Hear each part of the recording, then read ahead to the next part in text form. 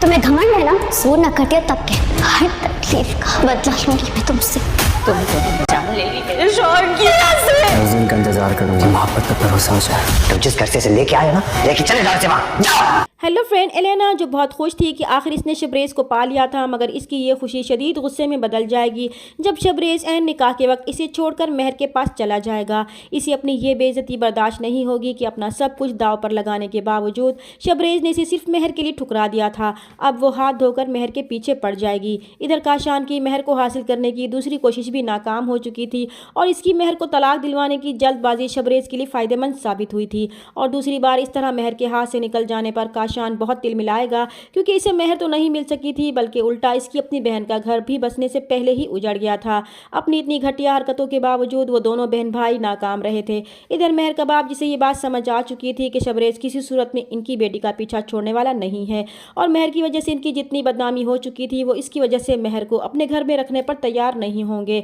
और इस मामले को ख़त्म करने के लिए वो महर का निकाह शबरेज़ से करने पर तैयार हो जाएंगे और शबरेज़ को 1 घंटे के अंदर निकाह करके महर को ले जाने का कहेंगे। और महर, जिसने कभी ये नहीं सोचा था कि इसका बाप इसे इतनी नफरत करेगा कि इसे एक बदनामी का तोक समझते हुए इसे जान छुड़ाने के लिए शबरेज़ से इसका निकाह कर देगा और इससे हमेशा के लिए अपना ताल्लुक़ ख़त्म कर देगा।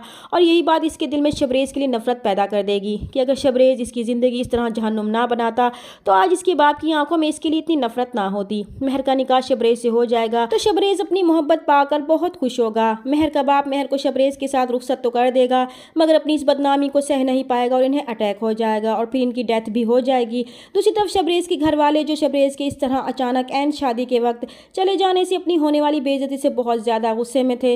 वो इंतज़ार में थे कि शबरेज़ वापस आए तो इससे बात करें कि इसे हर हाल में एलेना से ही शादी करनी पड़ेगी। फिर जैसे ही शबरेज़ महर के साथ घर में दाखिल होगा तो शबरेज़ के साथ दुल्हन के जोड़े में महर को देखकर इनके पैरों तले से ज़मीन निकल जाएगी। शबरेज़ का बात बेहद गुस्सा होगा कि जिसे वो अपनी बीवी बनाकर लाया है वो इसे अपनी बहू तस्लीम नहीं करते, इसलिए वो अपनी इस बीवी को लेकर यहाँ से निकल जाए। मगर शबरेज़ अब इनकी कोई भी बात नहीं मानेगा और महर को लेकर कमरे में चला जाएगा। वो महर को पाकर इतना खुश होगा कि इसे महर का बदला हुआ रवैया भी महसूस नहीं होगा।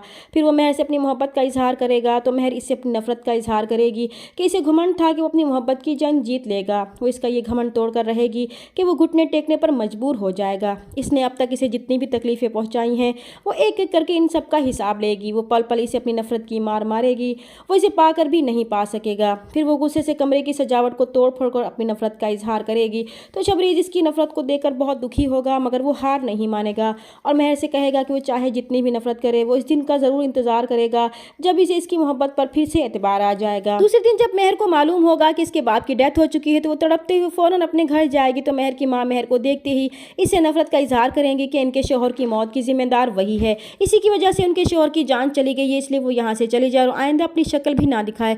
एक तरफ महर के घर वाले महर की शक्ल तक देखने को तैयार नहीं थे तो दूसरी तरफ शबरेज़ के घर वाले इसे कबूल नहीं करेंगे तो महर को शबरेज़ से और भी ज़्यादा नफरत हो जाएगी और वो इसका बदला शबरेज़ से लेने की कोशिश करेगी। चैनल पर नए हैं तो प्लीज़ चैनल को सब्सक्राइब कर दें। मिलते हैं नेक्स्ट वीडियो में, तब तक के लिए अल्लाह हाफिज़।